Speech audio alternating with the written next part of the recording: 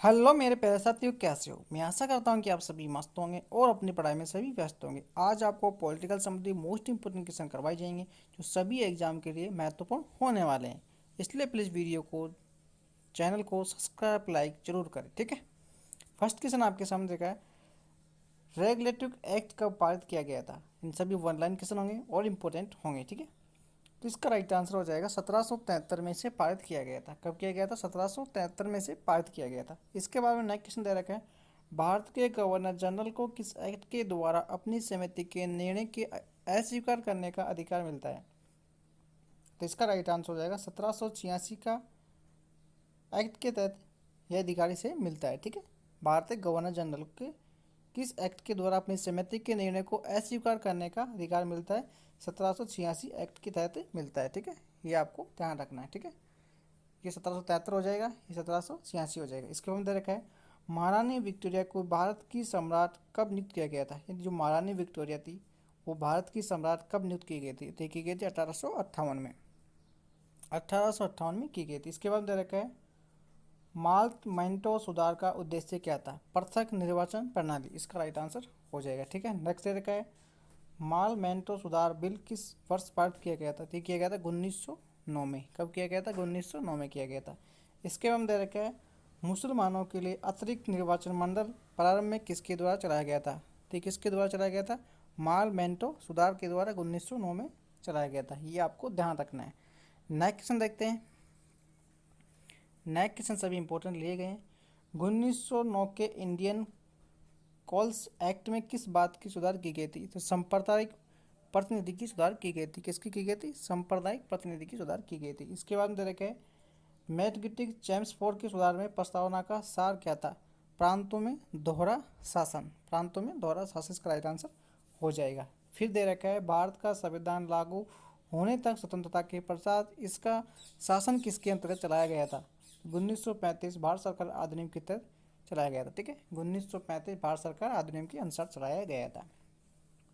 Next दे रखा है, भारत की आज़ादी के समय इंग्लैंड किस पार्टी की सरकार थी? तो लेबर पार्टी की सरकार थी। भारत की आज़ादी के समय इंग्लैंड में किस पार्टी की सरकार थी? तो लेबर पार्टी का राइट आंसर हो जाएगा। नेक्स्ट दे रखा है, केंद्र में द्वि शासन प्रणाली को किस अधिनियम के अंतर्गत स्थापित किया गया था? भारत सरकार अधिनियम 1935 के तहत किया गया था, ठीक है। किस अधिनियम को प्रमुख विशेषता प्रांत? 1935 का राइट आंसर हो जाएगा। भारतीय संविधान का पद किसके द्वारा नियमित किया गया था? भारत का अधिनियम 1858 के द्वारा किया गया था। भारत का सचिव पद किसके द्वारा नियुक्त किया गया था? भारत सरकार अधिनियम 1858 के तहत। नेक्स्ट देखते हैं, भारत की संविधान सभा गठन करने का आधार क्या था? कैबिनेट मिशन प्लान 1946, ठीक है। कितना था? 1946।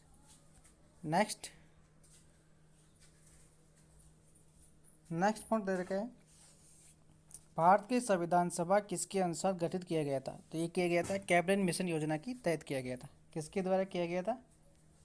कैबिनेट मिशन योजना की तहत किया गया था। नेक्स्ट क्वेश्चन दे रखा है, 1936 में भारतीय राष्ट्रीय कांग्रेस के द्वारा संविधान सभा के गठन की मांग कहाँ पर हुई थी और किस अधिवेशन में रखी गई थी? तो फैजापुर में रखी गई थी, ठीक है। इसका करेक्ट आंसर हो जाएगा। नेक्स्ट देखते हैं, कैबिनेट मिशन योजना के अनुसार संविधान सभा में कुल कितने सदस्य होने चाहिए? तो 200, 389। कितने होने चाहिए? 389। नेक्स्ट देखते हैं, कैबिनेट मिशन योजना के अंतर्गत संविधान निर्मित परिषद में प्रत्येक प्रांत आवंटन सदस्य संख्या निर्धारण करने के लिए एक प्रतिनिधि कितनी संख्या के अनुपात में होता है? तो 10 लाख इसका राइट आंसर हो जाएगा, ठीक है। नेक्स्ट देखते हैं, संविधान सभा के सदस्यों को किसने प्रत्येक रूप से निर्वाचित किया है? तो इसका राइट आंसर हो जाएगा, क्या हो जाएगा इसका राइट आंसर? प्रांतों की विधानसभा। नेक्स्ट पॉइंट देखते हैं, संविधान सभा में कितने प्रांतों का प्रतिनिधि सबसे अधिक होता है? तो संयुक्त प्रांत में होता है। इन संविधान सभा में कितने प्रांतों का जो प्रतिनिधि है सबसे अधिक होता है? तो संयुक्त प्रांत में होता है। नेक्स्ट दे रखा है, संविधान सभा में किस देशी रियासत के प्रांतों ने भाग नहीं लिया? हैदराबाद ने नहीं लिया था। किसने नहीं लिया था? हैदराबाद ने। फिर दे रखा है, डॉक्टर भीमराव अंबेडकर का संविधान सभा में निर्वाचन हुआ था? पश्चिम बंगाल से हुआ था। इसके बाद दे रखा है, भारतीय संविधान को किसने बनाया था? संविधान सभा ने। इसके बाद नेक्स्ट दे रखा है, संविधान सभा के लिए चुनाव कब संपन्न हुए थे? 1946 में। फिर दे रखा है, संविधान सभा की स्थापना कब हुई थी? तो 9 दिसंबर 1946 को हुई थी। संविधान सभा का प्रथम अधिवेशन कहाँ हुआ था? तो दिल्ली में हुआ था। संविधान सभा के उद्घाटन के अधिवेशन की अध्यक्षता किसने की थी? सच्चिदानंद सिंह ने की थी। ठीक है, इन सभी पॉइंटों को आपको ध्यान रखना चाहिए। ठीक है, इसके बाद में देखते हैं नेक्स्ट आगे के पॉइंट। संविधान सभा का पहला सत्र कब शुरुआत हुआ गया था? तो 9 दिसंबर 1946 को शुरुआत हो गया था। इसके बाद में नेक्स्ट पॉइंट दे रखा है संविधान सभा के अस्थायी सदस्य कौन थे? अस्थायी अध्यक्ष कौन थे संविधान सभा के? तो सच्चिदानंद सिंह हो जाएंगे। और स्थायी सदस्य कौन थे? डॉक्टर राजेंद्र प्रसाद। ठीक है, इसके बाद में दे रखा है 11 दिसंबर 1946 को किस संविधान सभा का स्थायी अध्यक्ष चुना गया था? यानी स्थायी अध्यक्ष किसे चुना गया था? डॉक्टर राजेंद्र प्रसाद को चुना गया था। इससे पहला जो पॉइंट है संविधान सभा के स्थायी अध्यक्ष कौन थे? डॉक्टर राजेंद्र सिंह, यह अलग हो जाएगा। ठीक है, और 11 दिसंबर 1946 को किस संविधान सभा का स्थायी अध्यक्ष चुना गया था? डॉक्टर राजेंद्र प्रसाद को चुना गया था।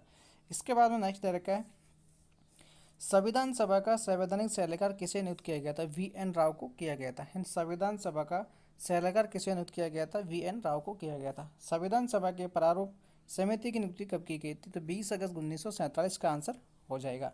इसके बाद में नेक्स्ट पॉइंट रहेगा संविधान सभा के प्रारूप समिति के अध्यक्ष कौन थे? तो डॉक्टर भीमराव अम्बेडकर इसका राइट आंसर हो जाएगा। सभी इंपॉर्टेंट पॉइंट है, इनको आपको ध्यान से देखना है। ठीक है, नेक्स्ट दे रखा है संविधान सभा की समिति की समक्ष प्रस्ताव किसे रखा गया था? तो इसका राइट आंसर हो जाएगा पंडित जवाहरलाल नेहरू। ठीक है, फिर दे रखा है संविधान सभा के संघीय शक्ति समिति के अध्यक्ष कौन थे?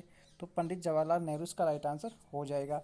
फिर देखते हैं भारतीय संविधान को अपनाया गया फर्स्ट संविधान सभा के द्वारा भारत को एक संविधान देने का प्रस्ताव संविधान सभा के द्वारा पारित किया गया था। तो ये किया गया था 22 जनवरी 1947। फिर देखते हैं संविधान निर्माता सभा में झंडा समिति के अध्यक्ष कौन थे? जयप्री कृपलानी राष्ट्रीय झंडे। ठीक है, जयप्री कृपलानी इसका राइट आंसर हो जाएगा। इसके बाद में अभिकल्पनाओं को भारतीय संविधान सभा में ग्रहण किया गया था। कब किया गया था? ये किया गया जुलाई 1947 में। फिर देखिए भारतीय संविधान सभा ने भारतीय राष्ट्रीय ध्वज रूपरेखा को अंगीकार कर दिया गया था तो 22 जुलाई 1947 को। फिर देखिए भारतीय संविधान सभा में संविधान के अंतिम रूप से किस दिन पारित किया गया? 26 नवंबर 1949 को। ठीक है, सभी इंपॉर्टेंट पॉइंट है, इसलिए ध्यान से देखिए। संविधान सभा का प्रारूप तैयार करने वाला संविधान सभा के सदस्यों को विभिन्न विभिन्न प्रांतों के संविधान सभाओं के द्वारा चुना गया था। ठीक है, इस प्रकार के क्वेश्चन आपसे पूछे जाएंगे। ठीक है, ऑप्शन होंगे इसमें आपको डायरेक्ट बताया जा रहा है। संविधान सभा के द्वारा अंतिम रूप से पारित संविधान में कुल कितने अनुच्छेद अनुसूचियाँ थी? 395 अनुच्छेद 8 अनुसूचियाँ थी। ठीक है, और संविधान सभा के द्वारा संविधान सभा की रचना हेतु संविधान सभा का विचार किसने प्रस्तावित किया था? स्वराज्य पार्टी 1942। ठीक है, फिर देखिए नेक्स्ट संविधान सभा को किस भाग को उसकी आत्मा की संख्या प्रदान की गई थी? तो इसका राइट आंसर हो जाएगा प्रस्तावना। ठीक है, फिर देखिए संविधान में निर्मित किस पर विशेष ध्यान दिया था? प्रस्तावना पर दिया था। संविधान भारतीय संविधान की प्रस्तावना किन शब्दों से शुरू हुई थी? हम भारत के लोग हैं। ठीक है, भारत किस प्रकार का राष्ट्र है? धर्मनिरपेक्ष राष्ट्र है। धर्मनिरपेक्ष का क्या अर्थ? सभी धर्मों का महत्व स्वीकार करना। इसका राइट आंसर हो जाएगा। ठीक है, नेक्स्ट देखिए भैया भारत एक धर्मनिरपेक्ष राज्य है जिसका मतलब है कि भारतीय राज्य किसी भी निश्चित धर्म का समर्थन नहीं करता है। इस बात का भी आपको ध्यान रखना है। गणतंत्र राष्ट्रीय होता है राज्य जहाँ पर अध्यक्ष वंशागत रूप से ना हो। ठीक है, नेक्स्ट पॉइंट है भारतीय संविधान की प्रस्तावना में भारत को किस रूप से घोषित किया गया था?